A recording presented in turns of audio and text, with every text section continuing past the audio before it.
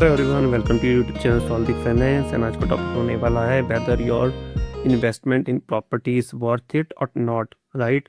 तो आज की वीडियो हम जानेंगे both from the perspective conservative and futuristic की जो भी हम प्रॉपर्टी में इन्वेस्ट करने वाले हैं वो हमारे लिए बेनिफिट करेगा नहीं करेगा, क्या हम उसमें लॉस कर लेंगे ओवर द ईयर्स, और उसकी क्या वैल्यू है, मतलब हमें रिटर्न्स में क्या मिलेगा। हम अगर हम इन्वेस्टमेंट के लिए परचेज़ कर रहे हैं या हम रहने के लिए परचेज़ कर रहे हैं तो उसमें क्या क्या डिफरेंसेस होंगे, राइट। तो हम क्विकली समझ लेते हैं इस टेबल के माध्यम से। सो मैंने एक एग्जांपल के लिए ना cost of the house assume करी है, सपोज 2850, राइट। उसके अंदर स्टैम्प ड्यूटी मैं लगाऊँ 7% के हिसाब से, that is can be change by state to state. और ब्रोकरेज मैं 2% लगाऊँ, और home loan processing charges and other miscellaneous charges अगर मैं लगाऊँ 50,000, तो हमारी टोटल कॉस्ट मैं एज्यूम करके चलता हूँ कितनी हो गई, 31,56,500, राइट। कम ज़्यादा जैसे भी आप अपने हिसाब से लगा सकते हैं। तो इस कॉस्ट के लिए मैं कैसे कैसे करूँगा, जैसे ही आप जानते हैं कि कोई भी अगर आप घर खरीदते हैं तो टोटल कॉस्ट का आप कुछ 20-30% डाउन पेमेंट देते हैं, और उसके अलावा आप जो भी बैलेंस बचता है आप उसका होम लोन करा लेते हैं। पर्टिकुलरली इस वीडियो में हम ये कंसीडर करके चल रहे हैं कि आप होम लोन ही कराएंगे।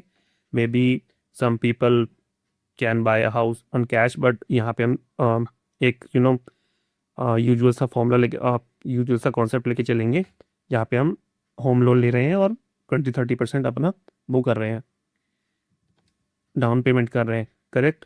सो ये जान लेते हैं। सबसे पहले मैंने इसके लिए ये एक EMI टेबल बनाई है, करेक्ट, जिससे हम जितना हम लोन ले रहे हैं, कितने साल में लेंगे, कितना इंटरेस्ट रेट ऑफ इंटरेस्ट होगा, उसके हिसाब से हमारी इंस्टॉलमेंट क्या बनेगी, हमारा इंटरेस्ट क्या होगा, सो मैम, राइट। तो ये मैंने पूरी टेबल इंटरेस्ट से बनाते हैं मैंने अपने आप बनाई है, जिससे आप इसको अकॉर्डिंगली चेंज कर सकते हैं। अगर आपको जानने की ये टेबल कैसे बनती है तो आप मेरा ये वाला वीडियो देख सकते हैं, राइट। तो जैसे कि मैंने सपोज करो, मैंने यहाँ पे एज्यूम किया मैंने 8.5 लाख का डाउन पेमेंट किया और 20 लाख का मैंने लोन लिया, राइट। तो इसमें देखिए आप कि मैंने 20 लाख का यहाँ पे डाल दिया, 20 साल के लिए डाला, जनरली 20 साल के लिए लोन लेते हैं। उसके अलावा मैंने पेमेंट टाइप रखा मंथली पेमेंट करेंगे, interest rate 9, number of instalment मेरी 12, अगर 20 साल की हो गई तो 12 × 2, 12 × 20 इक्वल्स टू 240 इंस्टॉलमेंट हो गई।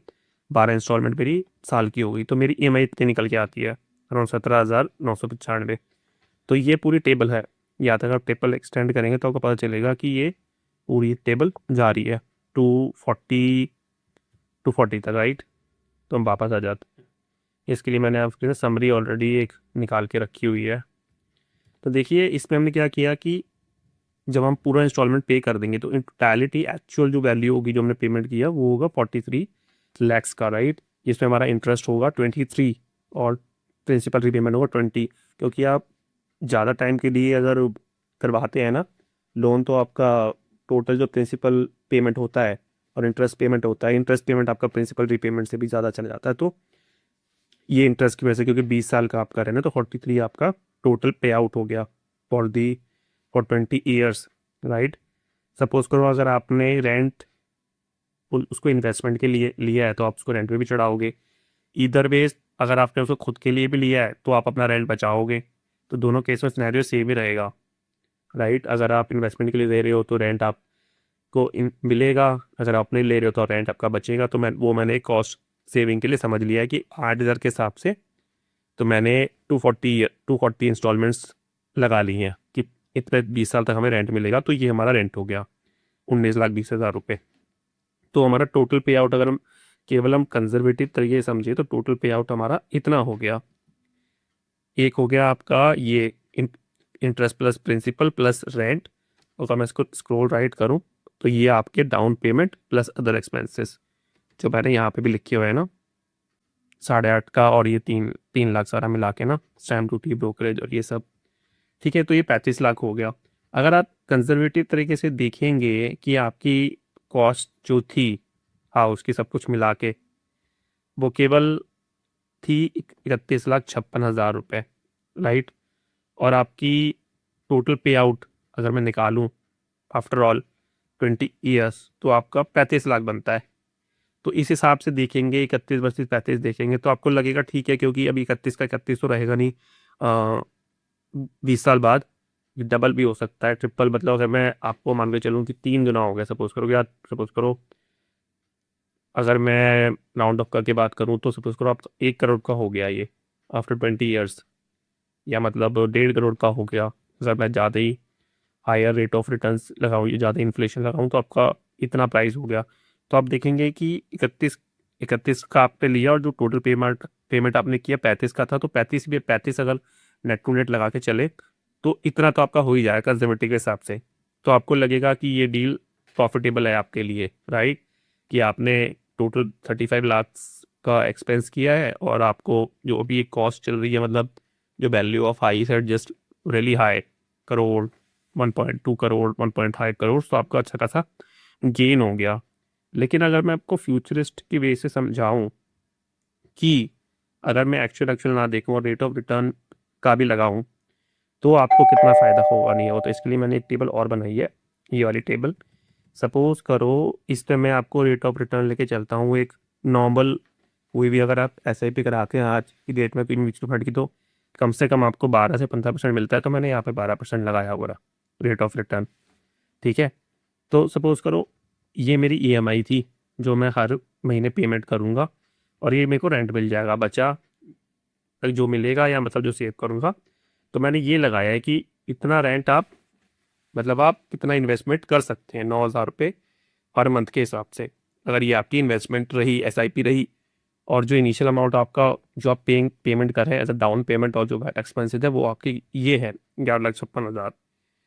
तो अगर आप इसको इन्वेस्ट करें रेदर देन कि आप इसको प्रॉपर्टी में इन्वेस्ट करें, आप अपने स्टॉक्स में, म्यूचुअल फंड्स में इन्वेस्ट करें और 12% का भी तक रिटर्न लगाएं, तो आपको कितना गेन हो सकता है। तो ये देखो सिंपल स्टेटमेंट में लगाइए, this is the opening and this is the SIP, this is the 12% जो महीने का इंटरेस्ट है, that is the closing value, and ये सारा 240 इंस्टॉलमेंट में सेम ही रहेगा, और आपका rate of return per month बढ़ता चला जाएगा क्योंकि आपकी SIP ऐड होती जा रही है, राइट। ये माइनस तो दिख रहा है आपको, लेकिन जब आप इसको कंपाउंड करेंगे ना तो बहुत ज़्यादा हो जाता है ये। तो ये आपकी मंथली क्लोजिंग वैल्यूज आ गए। तो यहाँ पे अगर मैं इसको ड्रैग करता रहूँ तो ये 240 तक अगर देखे जाऊँ तो देखेंगे आप कि ये वैल्यू बन गई है 2,25,83,241। That is huge, right. और अगर मैं इसको अगर 13% कर देता हूँ या मैं 14% कर देता हूँ तो ये 3 करोड़ भी जा सकती है, 3 से 3.5 करोड़ भी जा सकती है। लेकिन सपोज करो अभी अभी के लिए हम केवल 12% पे फोकस करते हैं, तो हमारी टोटल वैल्यू ऑफ EMI जो हम दे रहे हैं प्लस हमको जो रेंट मिल गया उसको हम माइनस कर दें, तो देखो ये 2 करोड़ की वैल्यू आ रही है, 2.25, 2 करोड़ 25 लाख। और जो आप यहाँ पे पेमेंट कर रहे हैं, मतलब टोटल पे आउट, अगर मैं कंजर्वेटिव तरीके से देखूँ तो 35 लाख आपने पेमेंट किया टोटल मिला के माइनस रेंट। तो अगर आपको इसके तरीके से आपको ब्रेक इवन भी होना है ना, तो आपको आपकी जो वैल्यू है, तो मतलब आपको 6 टाइम्स आपका घर की वैल्यू होनी चाहिए। मे भी हो सकती है, मे भी नहीं, क्योंकि हाउसिंग में आजकल वैसे ही बबल चल रहा है, that is houses are really high, कि उसके प्राइसेस ऑलरेडी हाई है। फर्दर जो भी फ्लैट्स होता है उसका मेंटेनेंस भी आपको देना पड़ता है, जो मैंने यहाँ पे नहीं लगाया है। प्लस 20 ईयर्स के बाद फ्लैट की क्या वैल्यू होगी, मतलब उसकी कंडीशन देखते हुए, क्योंकि flats are not like plots की वो अप्रिशिएट ही करता रहेगा, वो डेप्रिशिएट भी करेगा 20 ईयर्स के बाद। और जो भी लोग होते हैं वो नई प्रॉपर्टी लेने का ही ट्राई करता है रेदर देन कि 20 ईयर्स 30 ईयर्स 40 ईयर्स के बाद तो फ्लैट ऑलमोस्ट खराब ही हो जाता है, मीन्स डेमोलिशन के पॉइंट तक पहुंच जाता है। तो अगर आप इस पॉइंट ऑफ व्यू से देखेंगे तो मेरे हिसाब से that is not a worth to purchase the property and invest in property.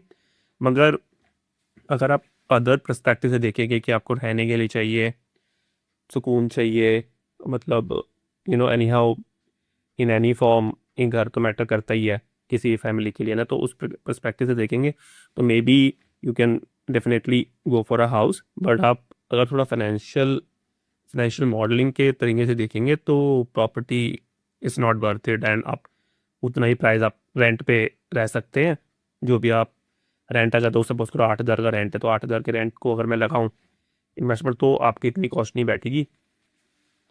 Rather than कि अगर आप इन्वेस्ट कर रहे हैं इतना अमाउंट और उसका रिटर्न को कंपैरिजन करेंगे, तो it's not worth it. Means from my side, financial modelling side, it's not worth it.